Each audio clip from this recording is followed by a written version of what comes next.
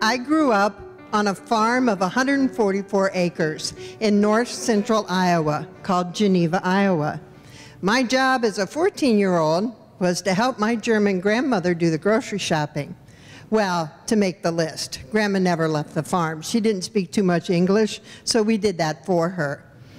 One afternoon, we were going through our list, and because Grandpa had built the house, she knew exactly what was in every drawer. You know, a good German keeps their vegetables in drawers below the sink level because it's cooler. Did you know that? Now you do. Grandma would open the drawer, and she would point to the carrots. And I'm like, okay, carrots, I got it.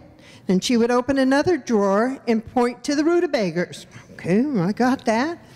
And then she opened a drawer that was empty and clean. There was no little remnants of a vegetable in it. And she points and she goes, "Zwiebeln, Debbie, Zwiebeln." No idea what she was talking about. I'm like, come on, Grandma, I don't know what you mean. What do you mean? And she goes, "Zwiebeln, yeah, Zwiebeln." We went back and forth like this for quite a while. At one point, she was digging in the ground, and I got all excited because I thought she meant potatoes. She said, "Nine, Debbie, Zwiebeln." And then it was 3 o'clock.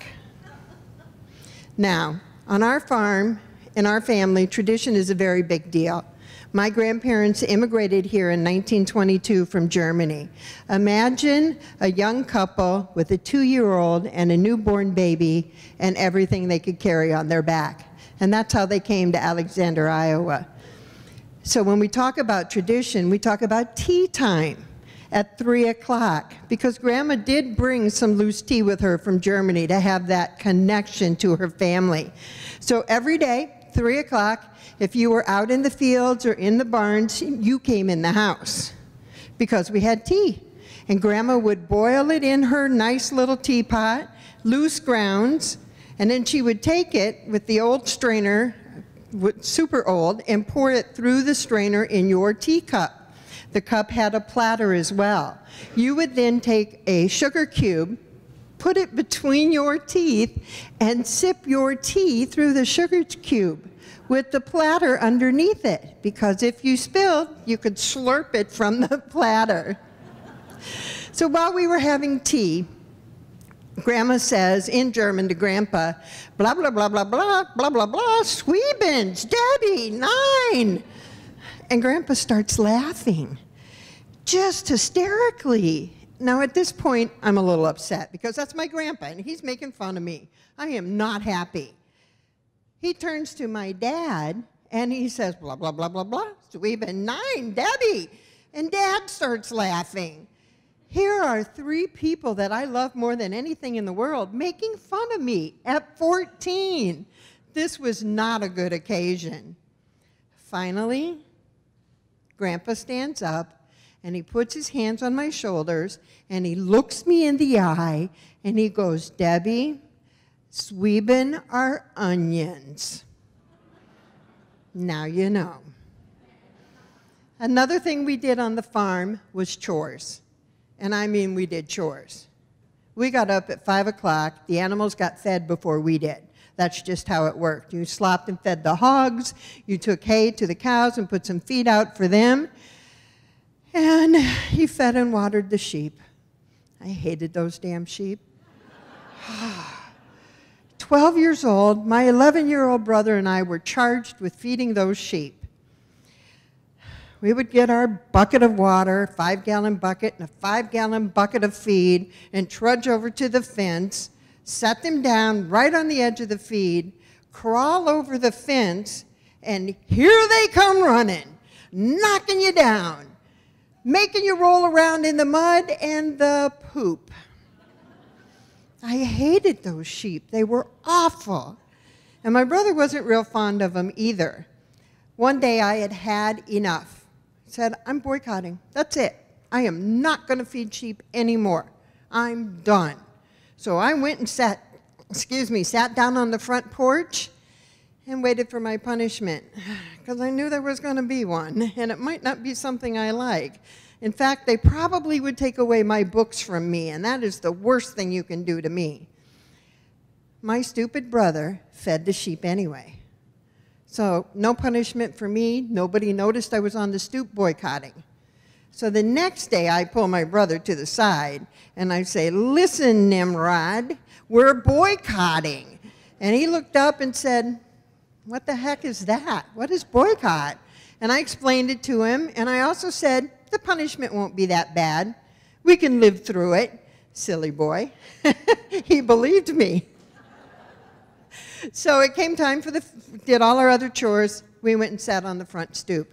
And here comes my dad, eventually, stomping over, huffing and puffing, going, "What are you doing? You have not fed the sheep. This is not a leisure camp. Get up and go feed those sheep." And I said, "No, I'm boycotting.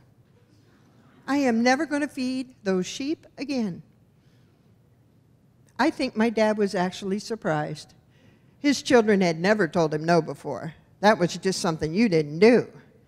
So he huffed and he puffed and he said, "Fine, I'll feed the sheep, and from here on out, you two have to do the hay." So the next morning we got up, went to the hay mow, crawled up many stacks of bales, throw hay down. It gets all in your clothes and in your underwear, and it's uncomfortable and itchy. And then we had to carry it all over the farm to the different animal spots to bring the hay to. And you know what? We didn't care. That was so much better than being thrown into piles of poop. It was amazing. We had so much fun. Dad took the 5-gallon buckets and went over to the pen to feed the sheep, and do you know they knocked him over too? Oh boy, did we laugh, and they knocked him right in the poop. Several days went by, and we got up one morning and noticed the sheep were gone.